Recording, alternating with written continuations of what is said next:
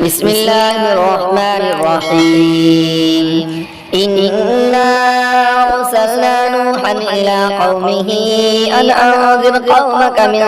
قبل أن يأتيهم عذاب أليم قال يا قوم إني لكم نذير مبين أن اعبدوا الله واتقوه وأطيعون يغفر لكم من ذنوبكم ويؤخركم إلى أجل مسمى إن أجل الله إذا جاء لا يؤخر لو كنتم تعلمون قال رب إني دعوت قومي ليلا ونهارا فلم يزدهم دعائي إلا فرارا وإني كلما دعوتهم لتغفر لهم جعلوا أصابعهم في آذانهم واستغشوا ثيابهم وأصروا واستكبروا استكبارا ثم إني دعوتهم جهارا ثم إني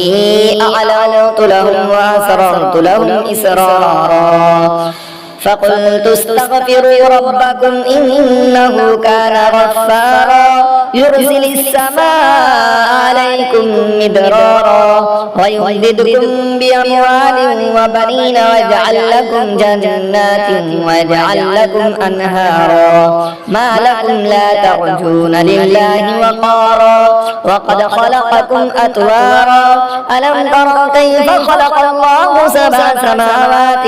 طباقا وجعل القمر فيهن نورا وجعل الشمس سراجا والله أنبتكم من الأرض نباتا ثم يعيدكم فيها ويخرجكم إخراجا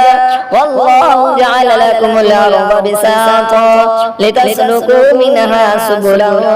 فجاجا قال نوح رب إنهم عصوني واتبعوا من لم يزده ماله وولده إلا خسارا ومكروا مكرا كبارا وقالوا لا تذرن آلهتكم ولا تذرن ودا ولا سواعا ولا يغوث ويعوق ونسرا وقد أضلوا كثيرا ولا تزد الظالمين إلا ضلالا مما خطيئاتهم أغرقوا فأدخلوا نارا فلم يجدوا لهم من دون الله أنصارا وقال نوح رب لا تذر على الأرض من الكافرين ديارا إنك إن